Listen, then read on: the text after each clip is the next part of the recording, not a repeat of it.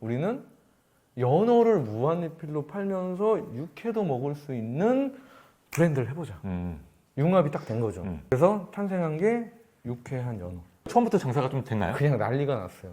그 홍대점이 줄이 이렇게 있어요. 장사가 처음부터 잘 돼가지고 이거는 프랜차이즈를 기획을 하고 만드신 브랜드잖아요. 그죠, 그죠. 가맹점 계약을 언제부터 시작을 하셨어요? 한 열흘 됐을 때 이게 매장으로 전화가 오고 손님들 중에 이렇게 가맹문의 물어보는 사람들이 많고 이게 이미 가게를 하시는 분이 이게 오셔가지고 예. 거기서 명함 주시고. 그때 당시에는 뭐 직영점 1년 동안 해야 되는 법이 없었으니까 없었어요. 그냥 바로 그냥 오픈할 수 있었단 말이죠. 맞아요. 예. 그러면은 맞아요. 오픈하고 나서 몇 달 만에 가맹점이 오픈이 됐어요?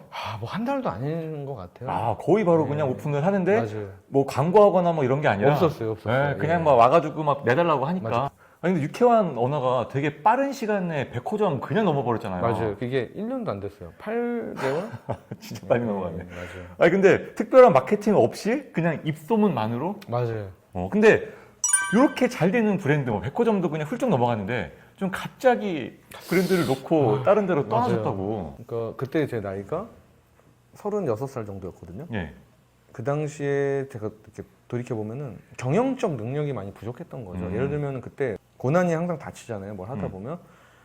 연어를 그 당시에는 싸게 받았었는데 어느 순간 연어가 비싸진 거예요. 왜냐면 맞아, 그때 난리 났었어요. 뭐 노르웨이나 이런 데서 연어를 풀잖아요. 예. 근데 러시아가 대다수 정말 많이 러시아가 소비를 하는데 그때 러시아에 이 연어 공급을 안 하는 그 시기였어요. 물류 뭐 이런 규제로. 근데 그게 많이 풀리니까 싸졌던 거예요, 순간적으로. 순간적으로 싸진 거였다. 맞아요. 그래서 이제 무한리필이 가능했었는데 이제 다시 규제가 풀리고 러시아가 연어를 소비를 하기 시작하니까 연어값이 다시 올라가기 시작하는 거예요. 그렇죠. 그러니까 이제 기존에 있었던 무한리필 가격은 점점 올라가서 이게 상대적으로 좀 메리트가 없는 가격을 해야 그래도 파는 사람이 좀 남고. 근데 이런 식이었는데 이럴 때 트렌드를 좀 달리 해가지고 이 더 많은 서비스를 주거나 아니면 무한리필을 빼거나 아니면 무한리필을 하거나 안 하거나 컨셉을 잘 나눠서 했었어야 되는데, 그리고 프랜차이즈라는 게 물류가 잘 그러니까 소스라든가 OEM 제품이 잘 돼 있어야 지속적으로 회사를 운영할 수 있는 그 자본이 되잖아요. 뭐 슈퍼바이저도 운영하고 뭐 월세도 내고. 근데 그게 또 안 돼 있는 시스템이었어요. 좀 자금 나는 희청이고. 그럼 이럴 때 3, 4모 모여서 으쌰으쌰 해야 되는데 또 이제 그때 직원들이 많았거든요. 한 50평 되는 사무실이었을 거예요. 대부분 이제 떠날 준비를 하는 거였죠. 그러니까 뭐 리더십도 없었던 거죠, 사실은. 이제 그러니까 이제 위기에 대처가 안 되고 그것도 모르고 자동차 렌트도 많이 해놨단 말이에요. 바쁠 때 그냥 막 생각 없이 렌트 막 한 거야. 근데 또 주차장에 놀고 있고 그거는 또 돈은 또 내고 경영적인 좀 미숙함이었던 거죠. 생각보다 너무 빠르게 규모가 확 커지다 보니까 맞아요. 그게 대비가 좀 안 됐던 것도 있는 것 같고요. 맞아요. 그때 제가 그걸 깨달은 게 저는 지금은 좀 정해 구성으로 운영을 하려고 하거든요. 그때 제가 한 20명 정도 있었다고 했잖아요. 3명이 거기서 이제 고군분투했는데 오히려 이게 없는 것이 이 3명만 있는 것이 더 나았겠다. 차라리 이 생각을 그때 강하게 했고 여튼 지금에 이르러서 제가 생각하는 좋은 회사의 모습은 이 어벤져스처럼 움직이는 회사. 그들이 한 명이 1.5인분을 하면서 그에 맞는 좋은 대우를 해주는 회사를 만드는 것이 제 첫 번째 목표고, 그러려면 인재를 잘 서칭해야 되거든요. 생각을 해줄 사람. 그리고 그 위치에서는 본인이 대표라는 마인드를 해줄 사람을 찾아내는 게 굉장히 중요하고요. 그럼 유쾌한 연어는 좀 급성장했지만 좀 어려움에 처해서 그거는 좀 이제 뒤로 하고 다음 브랜드로 이제 발걸음을 옮기셨잖아요. 맞아요. 유쾌한 연어 하면서 같은 회사에서 했던 게 이제 아만나 포차라는 게 있고, 아만나 이것도 포차, 이제 또 80호점 훅 나갔어요. 야, 대표님 진짜 확장을 엄청 빠르게 잘하시는 것 같아요. 근데 뭐 확장을 해도 잘 유지가 돼야 돼. 아만나 포차도 그럼 80호점까지 후루룩 나갔다가 그게 장기적으로 쭉 그게 유쾌한 연어가 안 되면서 그 여파가 이제 여파가 거기까지 좀 걷군요. 거기서 나오는 게 여기 메꾸고 막 이제 이렇게 되다 보니까 유쾌한 연어 다음에 아만나 포차. 그 두 개 브랜드를 이제 좀 뒤로 하고 그 다음에 만드신 브랜드가 치킨대학교라는 브랜드를 만드셨잖아요. 예, 맞아요. 이 브랜드도 되게 좀 흥미로웠던데 맞습니다. 이 브랜드는 어떻게 기획을 하게 되신 거세요? 요 이제 제가 제 회사로서 법인으로서 이제 처음 이제 만들었던 게 이제 치킨 대학교고 요거는 직영 위주로 하고 싶었어요.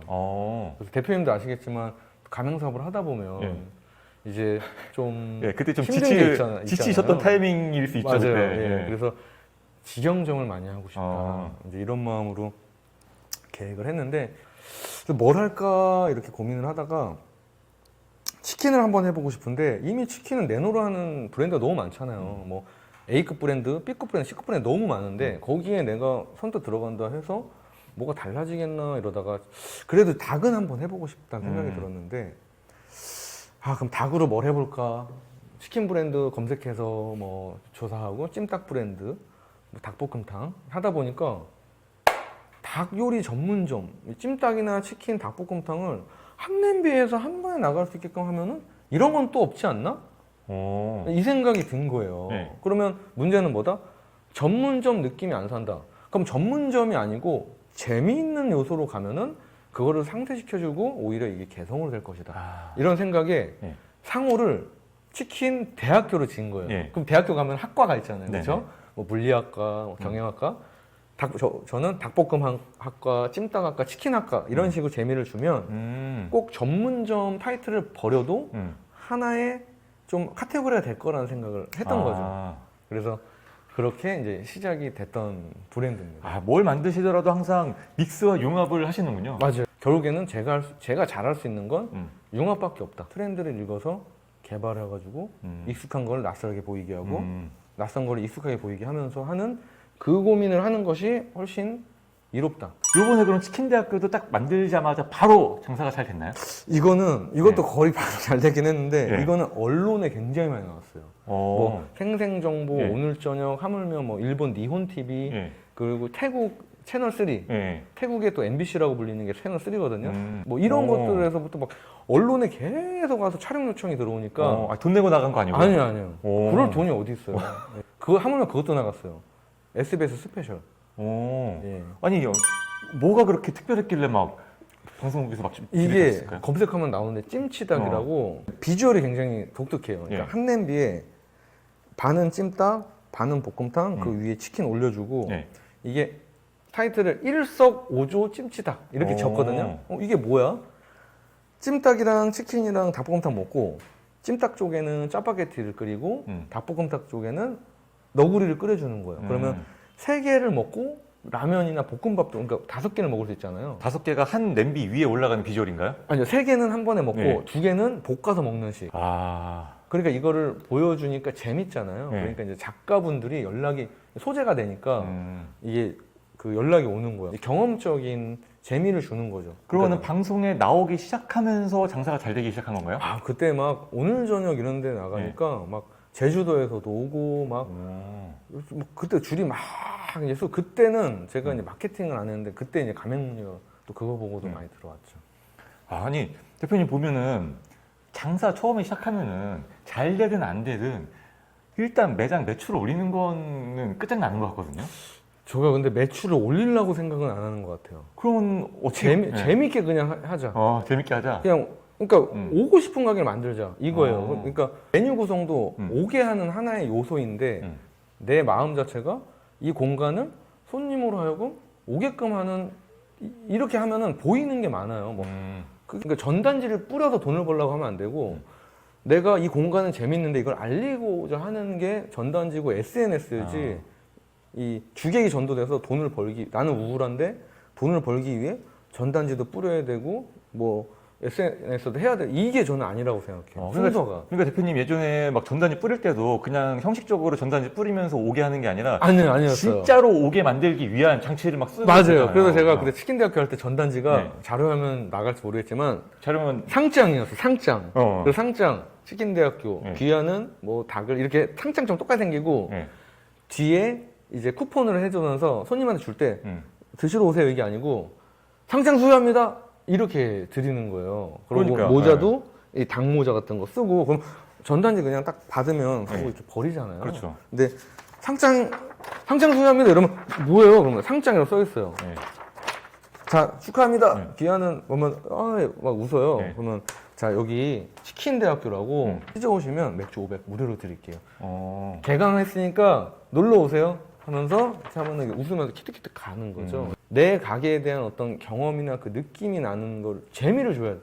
이거 고민이 좀 필요한 거고 네. 내가 내 가게를 좋아하고 즐겁게 생각하면 그런 것들이 무조건 보이거든요. 그리고 또 하나 전단지는 무조건 꾸겨서 버리는 사람들이 있거든요. 네. 모든 사람들이 다 인성이 좋지는 않잖아요. 네. 그런 거에 그냥 웃을 줄도 알아야 돼요. 아, 그렇죠. 아니 이것도 못하면서 어떻게 돈을 벌어요?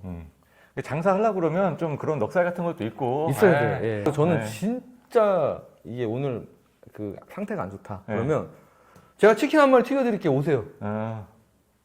진짜 공짜로 준다고요? 아 진짜 오세요. 드세요. 진짜 한번 근데 드시고 어떤지 평가 좀 이러면 갈까? 이러고 와요 실제로. 근데 그런 분이 요것만 먹고 가기도 하겠지만 먹고 더 시켜. 그리고 이런 관계가 되잖아요. 또 와요. 맞아, 장사는 진짜 그렇게 해야 돼. 아유, 저는 뭐 원가가 얼마나 한다고요. 네. 근데 이것도 영상 보면 원가가 할 수 있겠지만은 저는 어쨌든 이런 방식으로 해서 실패한 적은 한 번도 없어요. 그러니까 이게 하는 매장마다 다 잘 되는 거 보면은 그런 좀 비법이 다 있으신 것 같아요. 네. 그래서 손님이 없을 때 이렇게 해야 돼요. 네, 그러네. 그런 여유가 네. 그때 생겨요. 바쁘면은 바빠가지고 이렇게 해야 되고 손님이 없을 때 나가가지고 네. 오늘 뭐 날씨가 좋네요. 앞에 미끄러우니까 조심하시고요. 이 손님한테 그렇게 해야죠. 그리고 치킨 대학교 이 브랜드도 바로 프랜차이즈 사업을 시작하셨어요? 이게 좀 직영점으로 하려고 하다가 한 3, 4, 5점까지는 이제 직영점을 하시고. 예, 하고 그리고 그 이후에는 좀 가맹점으로 조금 하긴 했죠. 정말 열심히 하실 분. 이때는 교육도 막 일주일씩 하고 그래요. 그 대표님 보면은 되게 확장을 빠르고 과감하게 진행하는 것 같거든요. 뭐 자이든 타이든 항상 매장이 빠르게 늘어나니까요. 근데 저희가 장사 잘 하시는 분들 많잖아요. 그렇죠. 근데 그분들이 장사만 잘 되면 바로 2호점, 3호점 간다든지 아니면 프랜차이즈 사업을 한다든지 이렇게 장사만 잘 되면 바로 다음 사업의 단계로 넘어가도 괜찮을까요? 저는 이거는 이제 이 복불복이라고 봐요. 예. 예를 들면은 그냥 확장식으로 확장해 주는 거랑 이 가치를 좀 빠르게 알리고 싶다는 거랑 저는 이 시작점이 다르다고 생각을 해요. 그래서 늦는 게 좋냐, 빠른 게 나쁘냐 이런 개념은 저는 아니라고 봐요. 늦으면 타이밍이 지나버릴 수도 있고, 그리고 준비가 안 되는데 빠르게 한다? 이것도 이제 좋은 게 아니겠죠. 그래서 그거는 아이템마다 좀 다르다. 네. 그러면 그 치킨 대학교는 좀 직영점 위주로 늘려가고 싶다고 하셨었잖아요. 그것도 근데 직영점을 한 3개 정도까지 하시고 그 다음에 맞아요. 가맹점으로 넘어간 이유가 뭘까요? 이게 직영점으로만 하려고 하다 보니까 좀 확장에 문제가 될 수밖에 없고 또 제 인맥 위주로 할 수밖에 없단 말이에요. 네.